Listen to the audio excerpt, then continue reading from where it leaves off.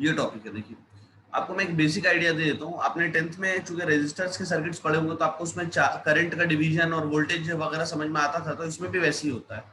ठीक है, अगर यहाँ पैरेलल होगा, ध्यान में रखिएगा, पैरेलल होगा तो वोल्टेज सेम रहेगा और अगर सीरीज होगा तो चार्ज सेम रहेगा। ठीक है, तो इसके ऊपर एक बेसिक क्वेश्चन करते हैं हम लोग ताकि आपको आइडिया हो। जैसे कि मान लीजिए ये आपका कोई सर्किट है ऐसा, इस तरीके से।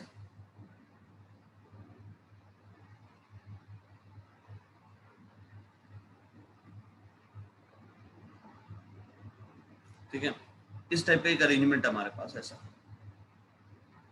और यहाँ पर हमारे पास एक डीसी वोल्टेज की बैटरी है। ठीक है, इसकी वैल्यू C1 बोल लो, इसको C2 कह लेते हैं, इसको C3 मान लेते हैं। Let us call this as C4 और इस वोल्टेज को हम लोग V सप्लाई दे लेते हैं। ठीक, और इनकी कुछ वैल्यूज ली जा सकती हैं, जैसे कि मान लो आप इसको आप ले सकते हो 9, इसको 6 ले लो,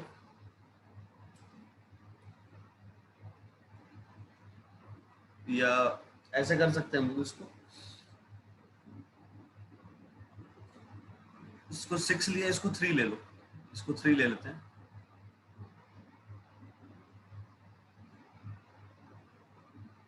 और इसको 2 ले लो। ठीक है, और इसको आप 4 ले लो, और इसको आप ले लो 20 वोल्ट। ऑब्वियसली ये जो है ये माइक्रोफैरेड में है सारे। ठीक है, तो सारे ये माइक्रोफैरेड में है। मैं आपको इसलिए करवा रहा हूँ कि आपको थोड़ा सा चार्ज डिस्ट्रीब्यूशन वगैरह समझ में आ जाए। इसका क्वेश्चन ये है, क्वेश्चन जो होगा वो ये होगा, find voltage, charge and energy across each capacitor. कोई भी कैपेसिटर का सर्किट होगा तो हम उसमें वोल्टेज भी निकाल सकते हैं, उसका चार्ज भी निकाल सकते हैं और उसकी एनर्जी भी हम निकाल सकते हैं। ठीक है, तो अगर आपको चार्ज डिस्ट्रीब्यूशन और सर्किट सॉल्विंग आती है तो आप कुछ भी कैलकुलेट कर सकते हो। जैसे कि मैं आपको एक एग्जांपल दे देता हूँ हल्का सा। जैसे Q इक्वल टू CV हमारे पास इक्वेशन है। ठीक है, तो इसमें आपको कोई भी दो चीज अगर पता है तो आप थर्ड चीज फाइंड कर सकते हो। मतलब अगर CV पता है तो आप Q निकाल सकते हो, QC पता है आप V निकाल सकते हो, QV पता है आप C निकाल सकते हो। और अगर इसमें ये सब चीजें पता है तीनों में से तो आप एनर्जी निकाल सकते हैं। हाफ CV² या तो यूज कर लीजिए आप, या फिर आप Q²/2C यूज कर लीजिए। ठीक है, तो अगर आपको चार्ज और वोल्टेज पता है या कोई भी दो क्वांटिटीज अगर पता है तो आप उसके पूरा बिहेवियर समझ सकते हो। या तो उसका आपको चार्ज पता होना चाहिए, ठीक है, या तो उसका वोल्टेज पता होना चाहिए स्टूडेंट्स, या उसका आपको कैपेसिटेंस पता होना चाहिए। मतलब इन तीनों में से कोई दो अगर आपको पता है, इन तीनों में से अगर आपको कोई भी दो क्वांटिटीज पता है तो आपको उसके बारे में सब पूरी इंफॉर्मेशन। ठीक है, कैसे स्टार्ट करते हैं इस प्रॉब्लम को, चलिए देखते हैं। सबसे पहले बेहतर होगा कि इसमें ना हर कैपेसिटर को सबसे पहले आप नेम कर दिया करिए, मतलब उसके एंड पॉइंट्स को नेम कर दिया करिए। देखिए जैसे ये पॉइंट अगर ए है तो इसको आप बी कह लीजिए। ठीक है, अब देखिए ये अगर बी पॉइंट है तो बी से कनेक्टेड जितने भी पॉइंट्स होंगे उनका नाम भी बी होगा, तो ये भी बी होगा, इसका नाम भी होगा, और इसका भी नाम जो होगा बच्चों वो बी होगा। ठीक है, अब ए बी, इसको सी मान लो, अब इसको डी मान लो। ठीक है, अब अगर ये डी है इसका नाम, तो इसका भी नाम डी होगा। ठीक, सारे कैपेसिटर्स के हमने एंड पॉइंट्स मार्क कर दिए, मतलब हमने क्या करा बच्चों, टर्मिनल्स मार्क कर दिया। ऐसा क्यों करते हैं हम लोग, अभी आपको समझ में आ जाएगा। ऐसा हम लोग पोटेंशियल डिफरेंस लिखने के लिए करते हैं। देखिए C1 का हो गया एंड पॉइंट AB, C2 वाले का BC हो गया, CD वाले का C3 वाले का CD हो गया, और C4 वाले का BD हो गया। ठीक है, ये नाम हमें पता चल गया। चलिए सबसे पहला स्टेप ऐसे प्रॉब्लम पे, देखिए ये सर्किट काफी छोटा है, आपको आसानी से देखने में लग रहा है कि ये C2 C3 भाई सीरीज में है, जो आएगा वो C4 के साथ पैरेलल में होगा, और जो इसका आंसर आएगा वो C1 के साथ सीरीज में हो जाएगा। मतलब ये सर्किट को आप ओरली बहुत आसानी से सॉल्व कर सकते हैं। बताइए स्टूडेंट्स, चैट पे रिस्पॉन्स करिए, जो मैं बोल रहा हूँ आपसे क्या वो बात समझ में आई आपको। C2 C3 सीरीज में है, जो आंसर आएगा वो C4 के साथ पैरेलल में होगा, और उसका जो आंसर आएगा वो C1 के साथ सीरीज में होगा। दिख रहा है ये आपको यहाँ तक? सबको ये चीज क्लियर है ना?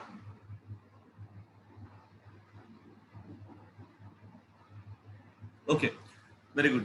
तो ऐसे प्रॉब्लम्स में बच्चों जिसमें हम आराम से मतलब समझ सकते हैं, देख करके आसानी से अगर हमें क्लियर हो जाता है, तो क्या करना होता है, आप इसको ओरली भी सॉल्व कर सकते हैं। तो देखो सबसे पहले ऐसे प्रॉब्लम का स्टेप क्या होता है, मैं अब सोल्यूशन स्टार्ट कर रहा हूँ, ध्यान से देखिएगा आप लोग। सोल्यूशन अब यहाँ से मैं स्टार्ट कर रहा हूँ इस प्रॉब्लम का, ठीक है। तो ये सब तो सबसे पहला स्टेप था नेमिंग करना, एंड पॉइंट्स नेम करना होता है सबसे पहला स्टेप। उसके बाद देखिए कैसे स्टार्ट करते हैं। स्टेप नंबर 1, आप पहले सी इक्विवेलेंट कैलकुलेट कर लीजिए, सी टोटल जिसको आप कहते हैं। तो देखो ध्यान से देखना, ये 3 और ये 6 सीरीज में, तो फॉर्मूला पैरेलल वाला लगता है कैपेसिटर का। तो 18, 6 3 आर 18। देखो C2 C3 सीरीज में, मैं यहाँ पर पहली बार सॉल्व कर रहा हूँ तो लिख दे रहा हूँ, C2 C3 सीरीज में, तो इन दोनों का इक्विवेलेंट आ जाएगा 3 इंटू 6 बाई 3 प्लस 6, यानी कि 18 बाई 9, यानी कि 2। ठीक, इन दोनों का 2 आ गया। अब जो आया वो देखो C4 के साथ पैरेलल में, तो C4 है 2 और ऊपर वाला भी 2 है और ये दोनों पैरेलल में है, तो इसका इक्विवेलेंट आ जाएगा 4। पैरेलल में डायरेक्ट ऐड हो जाता है, कैपेसिटर का पैरेलल डायरेक्ट ऐड हो जाता है ना, तो इसका 4 आ जाएगा। बेसिकली जो सर्किट बना है वो कुछ ऐसा बन गया, देखो ये 4 हो गया और ये पहले से 4 है और ये है 20। तो सी टोटल कितना हो जाएगा, देखो सी टोटल हो जाएगा 4 सीरीज 4, 4 और 4 का सीरीज है, तो ये हो जाएगा 4 इंटू 4 अपॉन 4 प्लस 4, यानी कि 16/8, यानी कि 2। तो टोटल कैपेसिटेंस आ गया आपका 2 माइक्रोफैरड स्टूडेंट्स, ठीक है। तो देखो सी टोटल अपने पास आ गया 2 माइक्रोफैरड, वी सप्लाई यानी वी टोटल हमको पता है कितना है, 20 वोल्ट। तो हमें क्यू पता है टोटल का, वी टोटल पता है, तो क्यू इक्वल टू सीवी से हमें क्यू टोटल मिल जाएगा। तो क्यू टोटल होता है सी टोटल इंटू वी सप्लाई। तो सी टोटल है 22 माइक्रोफैरड और वोल्टेज है 20 वोल्ट। तो इससे चार्ज हमारे पास आ गया टोटल 40 माइक्रो कूलम। यहां तक क्लियर है?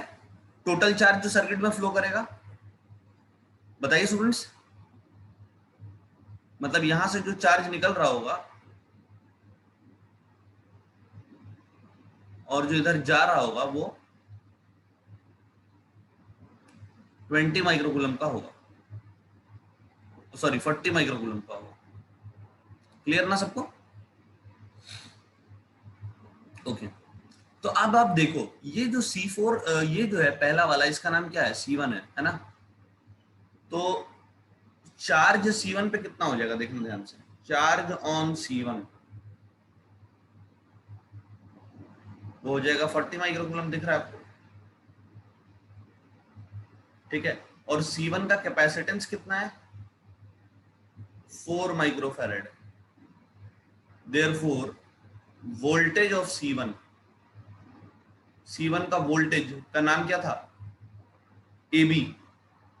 तो VAB मतलब वोल्टेज लिखना है, तो कौन सा फॉर्मूला यूज करें, फिर से देखो Q equal to C B होता है, Q पता है, C पता है, तो V आ जाएगा Q बाई सी। तो ये आ जाएगा आपका Q1 अपॉन C1, यानी कि 40 माइक्रोकूलम अपॉन कैपेसिटेंस इसका है 4, तो यानी कि ये आ गया आपका 10 वोल्ट। पहला वोल्टेज आ गया आपका इस वाले का।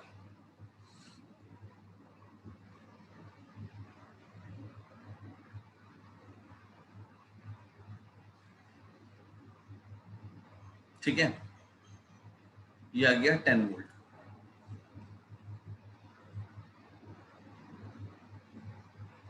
ठीक है,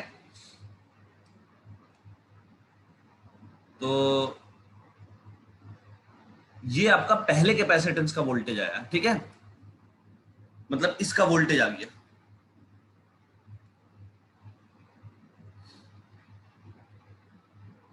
निकाल रहे हैं अभी, अभी पूरा क्वेश्चन कहाँ हुआ है, अभी तो स्टार्ट किए हैं। इसका चार्ज और इसका वोल्टेज निकाला, अभी हमें पूरा ये सब का बचा हुआ है, इसका बचा हुआ है, इसका बचा हुआ है, इसका बचा हुआ है। ठीक है, अब आप देखो स्टूडेंट्स, ध्यान से समझिएगा एक चीज, अभी तो खाली पहले वाले का करा है, बाकी का भी करेंगे ना अभी। ध्यान से देखो, ये जो है और ये तीनों C2 C3 C4 मिला करके कितना बना रहा था, ये बना रहा था। ध्यान से देखो, C2 C3 और C4 का इक्विवेलेंट कितना था, 4 था। तो उसको हम लोग अलग से ड्रॉ करते हैं। मैं देखो पूरा डिटेल में इस प्रॉब्लम को एक्सप्लेन कर रहा हूं। C2 C3 और ये C4 जो ऐसा था वो एक्चुअल में 4 के बराबर है।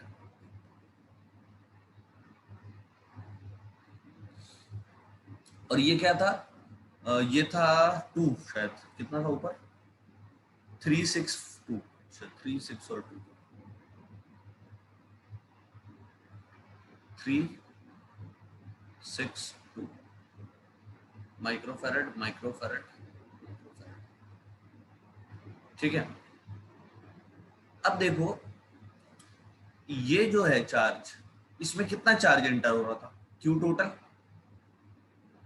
और वो क्यू टोटल कितना था, 40 माइक्रोकूलम।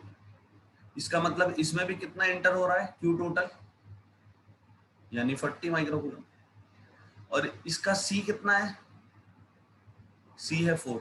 तो ध्यान से देखो, अगर मैं इस पॉइंट को क्वेश्चन में बी बोल रहा था, देखना, और इस पॉइंट को डी बोल रहा था, तो ये पॉइंट मेरा बी हो जाएगा और ये पॉइंट डी हो जाएगा। तो इसका कैपेसिटेंस पता है, इसका चार्ज पता है, तो मुझे इसका वोल्टेज भी पता है, VBD, ये हो जाएगा Q बाई सी, यानी कि 40/4 यानी कि 10 वोल्ट। बताइए स्टूडेंट्स, ये बात समझ में आ रही है आपको, VBD आ गया। कहने का मतलब है यहां से लेकर के यहां तक का टोटल वोल्टेज पता चल गया तुम्हें। पहले वाले का भी टोटल वोल्टेज पता चल गया था। देखो ए और बी का कितना था, यहां से लेकर के यहां तक का कितना था, 10 वोल्ट था। और जो बाकी यहां से लेकर के यहां तक था वो कितना था, वो भी 10 वोल्ट था। टेल मी, ये क्लियर है?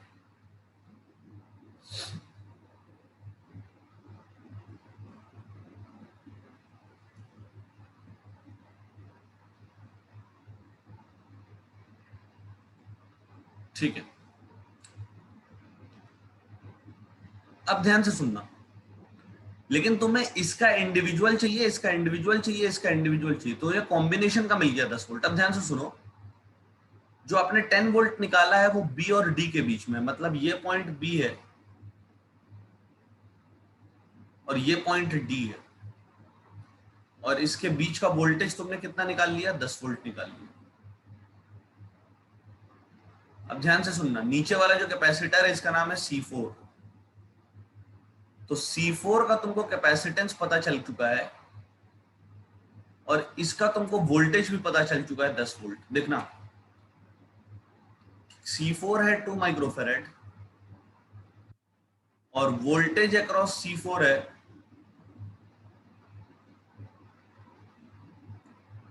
वोल्टेज अक्रॉस C4 है आपका 10 वोल्ट। ठीक है, देयरफॉर चार्ज आपको पता चल जाएगा, इसका चार्ज होता है CV, तो हो जाएगा 2 माइक्रोफेरेड इंटू 10 यानी कि 20 माइक्रोकूलम। इसमें कितना चार्ज पर जा रहा है, 20 माइक्रोकूलम।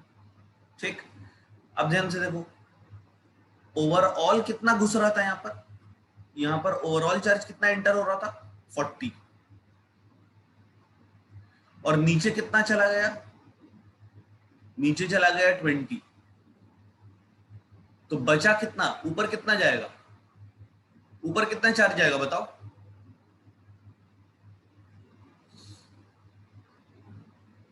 40 में से 20 नीचे चला गया, तो ऊपर कितना जाएगा, बचा हुआ जाएगा, 20 जाएगा ऊपर।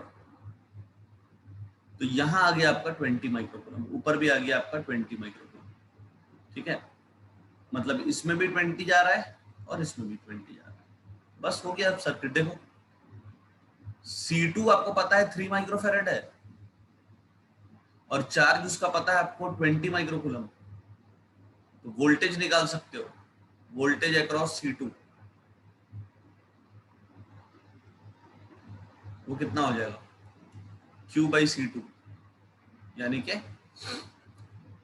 20 माइक्रोकूलम बाय 3 माइक्रोफेरेड, यानी कि 20 बाई 3 वोल्ट। ये आ गया इसका वोल्टेज। अब देखो C3 तुम्हें पता है 6 है, और उसमें चार्ज जो जा रहा है वो आपको पता है, वो है आपका 20। Q3 बोल सकते हो, इसको बेहतर होगा, इसको Q2 बोल दो, इसको Q3 बोलो। तो अब वोल्टेज पता लगाओ लोग इसका, तो वोल्टेज आ जाएगा C3 का। वोल्टेज क्या होता है, चार्ज अपॉन कैपेसिटेंस।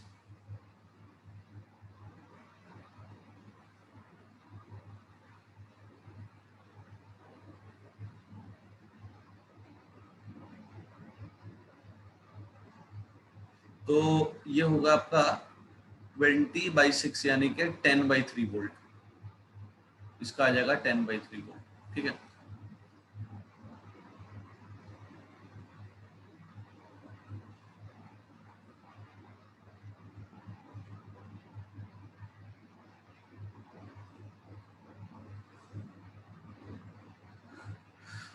देखो स्टूडेंट्स, चेक कर लो ये क्या, मैं समझ नहीं पा रहा हूँ क्या पूछना चाह रहे हो तुम। जो आपने इक्विवेलेंट निकाला है वो C4 का ही क्यों आया, 4 C4 का चार्ज आया है,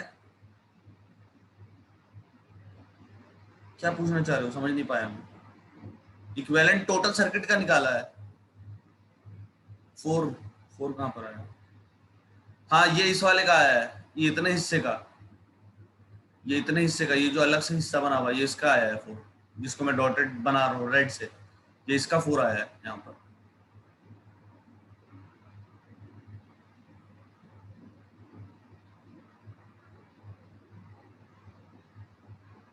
बचे हुए हिस्से का, उसका इक्विवेलेंट है 4, समझ में आ गया।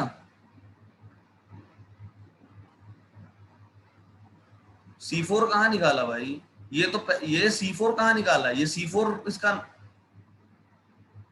इसका नाम C4 थोड़ी है, C4 तो नीचे लिखा हुआ है पहले 2 माइक्रोफेरेड, ये वाला C4 है,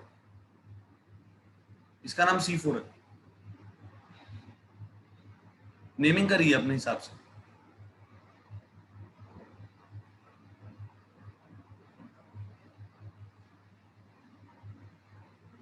ठीक है। तो अब देखो, अब सबका तुमको चार्ज वोल्टेज पता है तो सबकी एनर्जी तुम कैलकुलेट कर सकते हो स्टूडेंट्स। ये क्लियर है, क्वेश्चन समझ में आया कैसे होता है। इसमें आपको हर किसी का चार्ज और वोल्टेज पता लगाना पड़ेगा, तभी आप एनर्जी कैलकुलेट कर पाओगे, वरना कैलकुलेट नहीं होगी। अब देखो जैसे कि कुछ और क्वेश्चन देखते हैं, जैसे मान लो ये है,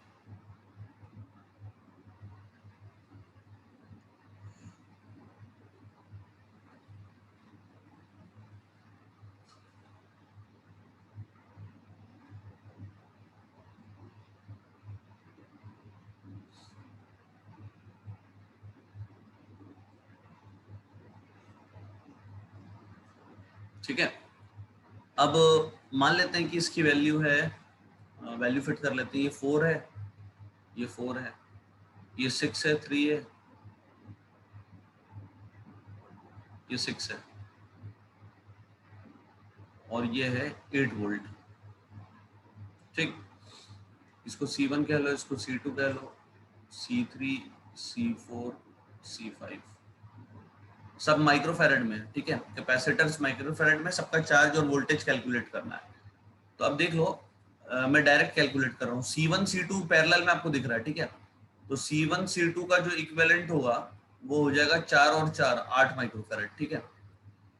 C3 C4 का जो इक्विवेलेंट होगा वो सीरीज में है, तो वो सीरीज में फॉर्मूला लगता है C1 C2 by C1 plus C2, ये 2 आ जाएगा ऊपर वाले का, और नीचे C5 है, C5 है 6। तो अब देख लो, C3 C4 का इक्विवेलेंट मतलब ये और ये पैरेलल में है, तो 2 प्लस 6 ये हो जाएगा 8। इसका मतलब ये जो सर्किट है इसका इक्विवेलेंट सर्किट ये है, देखना ये 8 और इसके बराबर में भी 8, और सप्लाई है यहाँ पर 8 वोल्ट। तो सी टोटल हो जाएगा आपका 8 और 8, तो सी टोटल हो गया हमारा 4 और वी सप्लाई होगी आपका 8 वोल्ट। तो क्यू टोटल पता चल गया हमारा, सी टोटल इंटू वी सप्लाई, यानी कि 4 इंटू 8 यानी कि 32 माइक्रोकूलम। ये स्टेप क्लियर है? बताइए, ये क्लियर है ना पूरा स्टेप? सबसे पहले हमने सी टोटल निकाल लिया और उससे हमने क्यू टोटल निकाल लिया। हर क्वेश्चन में पहला स्टेप यही करना होगा आपको।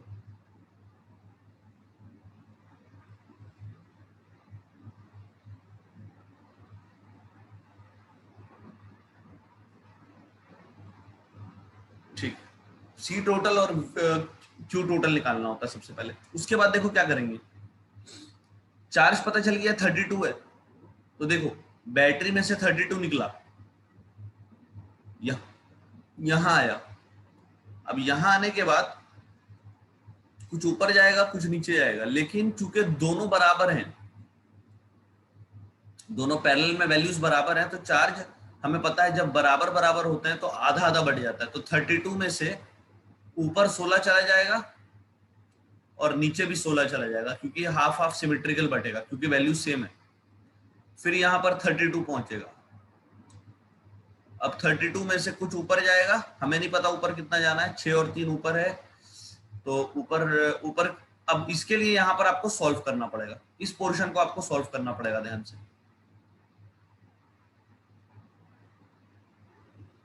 अब देखना बच्चों, यहाँ पर ये कैपेसिटेंस जो है 8 है और ये कैपेसिटेंस भी 8 है। इसका वोल्टेज तुम निकाल सकते हो और इसका भी वोल्टेज निकाल सकते हो, क्योंकि आपको पता है कि इसमें 32 जा रहा है। तो ये वोल्टेज हो जाएगा 4 वोल्ट और ये भी हो जाएगा 4 वोल्ट। तो ये वाला जो हिस्सा है, इसको आप जब सॉल्व करोगे, सिर्फ इतने हिस्से को जब आप सॉल्व करोगे, तो देखना यहाँ पर मैं सॉल्व करके दिखा रहा हूँ आपको। ये ऐसे, ये 3 है, ये 6 है और ये 6 है, और इसका पूरे का वोल्टेज कितना है देखो, 4 वोल्ट है। तो ये जो पूरा सर्किट है, यहां से लेकर के यहां तक का वोल्टेज कितना है, 4 वोल्ट है।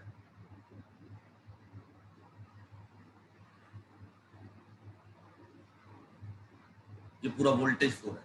तो इसका आपको चार्ज पता चल जाएगा, 6 इंटू 4, यानी कि नीचे में 24 जा रहा है। इसका मतलब 32 में से यहाँ जा रहा है 24, तो बचा कितना, बच गया 8। तो ऊपर जा रहा है 8, यहाँ 8 माइक्रोकूलम, यहाँ पर भी 8 माइक्रोकूलम। हो गया सर्किट सॉल्व।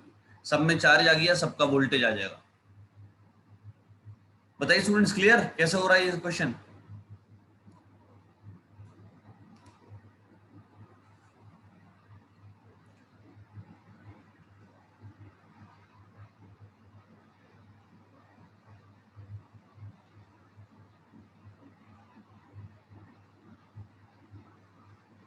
बताइए, सबका चार्ज और सबका वोल्टेज निकालना है, बस आपको ये दो फॉर्मूले यूज करना है, Q इक्वल टू CV।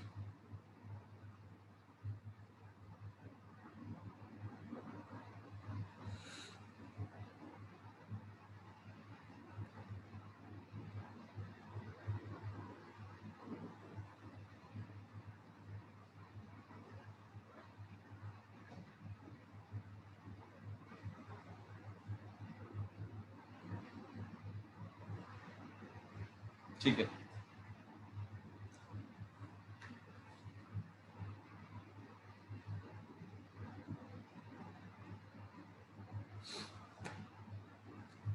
अब देखो ये क्वेश्चन।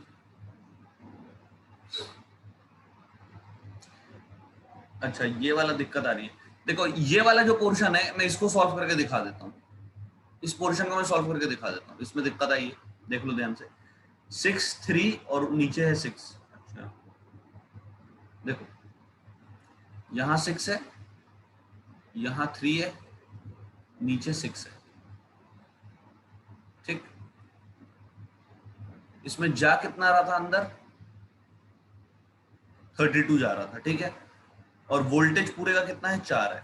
देखो इसमें जा रहा है 32 और इसमें पूरे का वोल्टेज मतलब यहां से लेकर के यहां तक का वोल्टेज है 4 वोल्ट। अब ध्यान ध्यान से सुनना, मान लो ऊपर जो जा रहा है उसको तुम कह रहे हो Q3, नीचे जो जा रहा है उसको तुम कह रहे हो Q4। अब ये देखो तुम्हें ये तो पता है 6 माइक्रोफैरेड है नीचे का कैपेसिटेंस, तो इसका कैपेसिटेंस पता है तुमको और इसका वोल्टेज भी पता है तुमको, तो नीचे का चार्ज पता है। देखो चार्ज क्या होता है, कैपेसिटेंस इनटू वोल्टेज, यानी कि नीचे का चार्ज आ गया 24 माइक्रोकूलम। मतलब 32 में से नीचे कितना जा रहा है, 24 जा रहा है, तो बचा कितना, 8 बच गया। तो वो 8 कहाँ जा रहा है, वो ऊपर जा रहा है, तो ये आ गया 8 माइक्रोफैरेड। तो यही, सॉरी 8 माइक्रोकूलम, ये 8 माइक्रोकूलम इसमें से भी जाएगा और यही वाला 8 माइक्रोकूलम इसमें से भी जाएगा, और ये कैपेसिटेंस पता है। अब देखो इसका तुमको कैपेसिटेंस पता है, ये 6 कैपेसिटेंस है और ये इसका चार्ज है, तो तुम देखो इसके वोल्टेज लिख सकते हो आप, इसका वोल्टेज लिख सकते हो। ये वोल्टेज मान लेते हैं हम, किसी कोई भी वैल्यू ले लो आप, इसको V3 Q3 बोला, इसको V3 मान लो, और इस वोल्टेज को आप ले लो V5। देखना ध्यान से, V3 क्या होगा, चार्ज 3 बाई कैपेसिटेंस 3। चार्ज कितना है 8 माइक्रोकूलम, कैपेसिटेंस कितना है उसका 6 माइक्रोफैरेड, तो ये कितना आएगा 4/3 वोल्ट आ जाएगा। सिमिलरली V5 अगर लिखना है आपको तो आप चार्ज लिखो, कैपेसिटेंस लिख दो। चार्ज कितना है 8 माइक्रोकूलम, कैपेसिटेंस कितना है 3 माइक्रोफैरेड, तो वोल्टेज कितना आ जाएगा 8/3 वोल्ट आ जाएगा। ठीक है, क्लियर। तो सबका चार्ज सबका वोल्टेज आ गया, अब क्लियर है।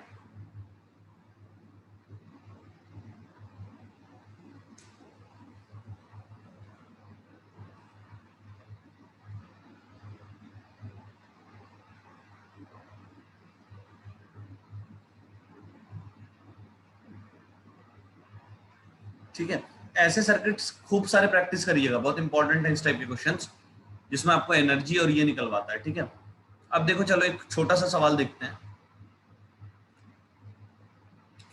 मान लेते हैं हमारे पास एक कैपेसिटर है C1 इक्वल टू 2 माइक्रोफैरेड और एक कैपेसिटर है C2 इज इक्वल टू, अब ले लो 6 माइक्रोफैरेड। ठीक है, और यहाँ बैटरी लगी हुई है 24 वोल्ट की।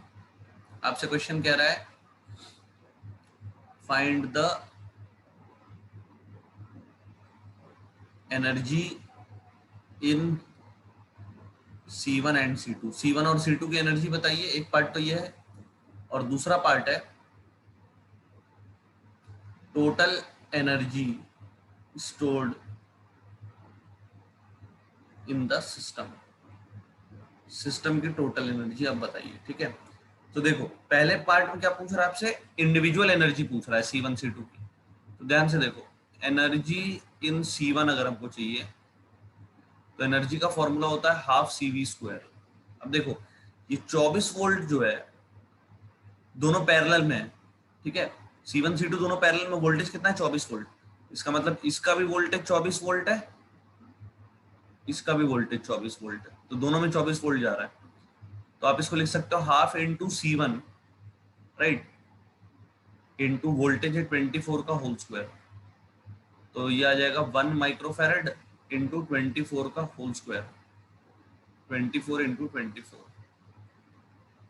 तो ये वैल्यू आ जाएगी आपकी माइक्रो जूल में।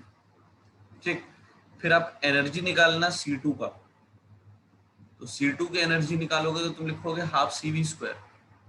C कितना है 6, वोल्टेज कितना है 24 का होल स्क्वायर, तो ये 3 कैंसिल हो जाएगा, तो 3 माइक्रोफैरेड इंटू 24 इंटू 24, इसको भी कैलकुलेट करोगे तो एनर्जी आ जाएगी माइक्रो जूल में। लेकिन अब बोल रहा है total energy stored in the system, तो सबसे पहले सिस्टम की टोटल एनर्जी पूछ रहा है, तो पहले तो सबसे पहले टोटल सिस्टम की पूछ रहा है ना, तो पहले टोटल कैपेसिटेंस निकालना होगा सिस्टम का। तो देखो पैरेलल में ये दोनों पैरेलल में है, तो 2 और 6 कितना हो जाएगा, 8 हो जाएगा। तो इसके बदले हम बना लेंगे 8 का कैपेसिटेंस, और उसमें सप्लाई लगी हुई है आपकी 24 वोल्ट की। तो देखो टोटल एनर्जी हो जाएगी हाफ CV स्क्वायर, लेकिन C टोटल इंटू V के बदले V सप्लाई का होल स्क्वायर, यानी कि हाफ इंटू 8 माइक्रोफेरेड इंटू 24 का होल स्क्वायर, यानी कि 4 माइक्रोफेरेड इंटू 24 इंटू 24, और ये इक्वल हो जाएगा कुछ माइक्रो जूल।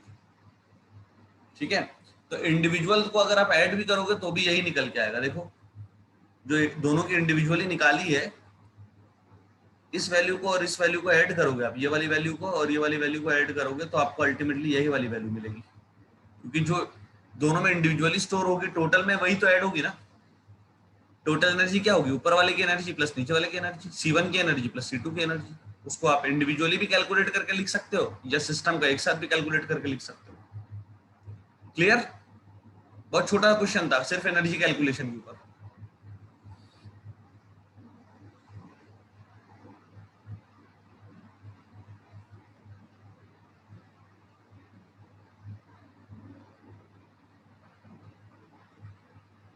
ओके, एक क्वेश्चन और देखते हैं, इसी जैसा है।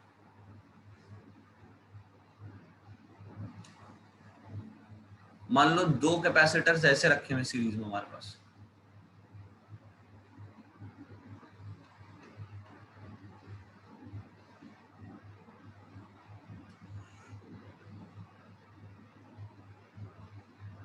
ठीक है नुमान, वेरी गुड, सही कैलकुलेशन है। दो कैपेसिटर्स ऐसे रखे हुए हमारे पास, ये ले लो आप 3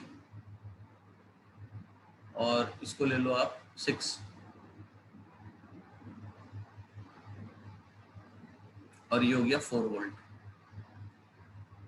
तो अब इसकी एनर्जी, अब हम आपसे पूछ रहा है फाइंड, इसको C1 कह लो, इसको C2 कह लो, find energy of C1 and C2। अब देखो एक तरीका मैं बताता हूँ, ध्यान से सुनिएगा।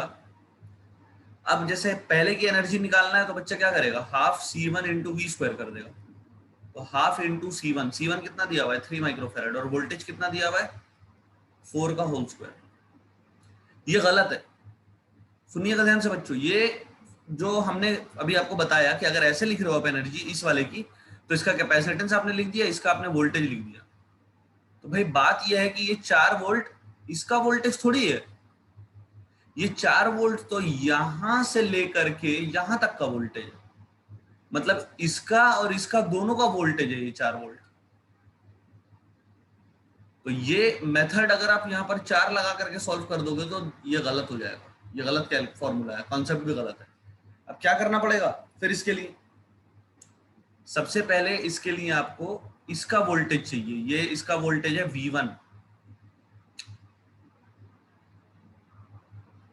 और इसका वोल्टेज है V2। देखो वर्दा, तुम ना आधा अधूरा क्लास करती हो, ठीक है, उसके बाद फिर तुम चैट में कमेंट लिखती हो, तो या तो रेगुलर क्लास किया करो बिल्कुल शुरू से जब क्लास स्टार्ट हुआ करे, तो इसीलिए तुम्हें नहीं समझ में आती चीजें, और फिर तुम्हें डाउट होता है क्योंकि तुम पहले से स्टार्टिंग से क्लास नहीं। कहाँ पीछे वाले क्वेश्चन में ऐसा हुआ, पीछे वाले क्वेश्चन में पैरेलल में था इसीलिए वोल्टेज सेम था। भाई पीछे वाले क्वेश्चन में जो V की वैल्यू 24 लगाई है, ये पैरेलल होने की वजह से लगाई है, इसका भी 24 है इसका भी 24 है, यही तो समझा रहा हूँ। ये सीरीज, ये पैरेलल सर्किट है। अगला वाला क्वेश्चन जो अभी करवा रहा हूँ ये सीरीज सर्किट है, ये 4 इसका वोल्टेज नहीं है। डिफरेंस देखा करो ना क्वेश्चन में, सीरीज और पैरेलल का सवाल है। तो ये 4 वोल्ट अब इसका कुछ नहीं है बच्चों वोल्टेज, ठीक है। तो अब तुम्हें कैलकुलेट करना पड़ेगा इसका वोल्टेज, ये V1 कैलकुलेट करना पड़ेगा और ये V2 कैलकुलेट करना पड़ेगा। कैसे कैलकुलेट करोगे, first calculate V1 and V2। कैसे करोगे, सबसे पहले C टोटल निकालो, फिर क्यू टोटल, फिर वी सप्लाई दिया हुआ है, उससे क्यू टोटल निकलेगा। पहले सी टोटल निकालना, वी सप्लाई दिया हुआ है तुम्हारे पास, उससे क्यू टोटल निकलेगा। ठीक है, जब क्यू टोटल निकल जाएगा तो क्यू टोटल पता चल गया तुमको, वही Q1 होगा, और C1 पता है तुमको, तो यहां से V1 निकलेगा। फिर क्यू टोटल पता है, वही तुम्हारा Q2 है, और C2 तुमको पता है, यहां से V2 निकलेगा। अब इंडिविजुअली एनर्जी का फॉर्मूला लगेगा तुमको। ठीक है, हमेशा सीरीज वाले प्रॉब्लम में आंख बंद करके बैटरी का सब वोल्टेज मत लगा देना, आपको इंडिविजुअल वोल्टेज लिखना होता है। तो इंडिविजुअल वोल्टेज कैसे निकालेंगे, जैसे अभी पीछे इन वाले प्रॉब्लम्स में करा था, देखो ये वाले प्रॉब्लम्स में इंडिविजुअल वोल्टेज निकाल रहे थे हम। देखो आ रही बात समझ में?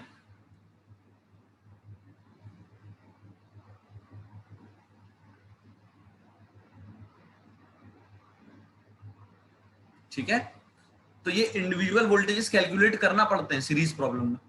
पैरेलल में तो आसान होता है, वो तो देखो इससे पिछला वाला क्वेश्चन पैरेलल का था ना, तो इसीलिए हम लोगों ने डायरेक्ट वैल्यू डाल दी थी। यहाँ पर ये वोल्टेज की वैल्यू देखो डायरेक्ट 24 वोल्ट डाल दी थी, यहाँ पर भी डाल दी थी, यहाँ पर भी डाल दी थी। तो रीजन ये था कि पैरेलल में वोल्टेजेस सप्लाई के बराबर थे। अच्छा 32/3 और 16/3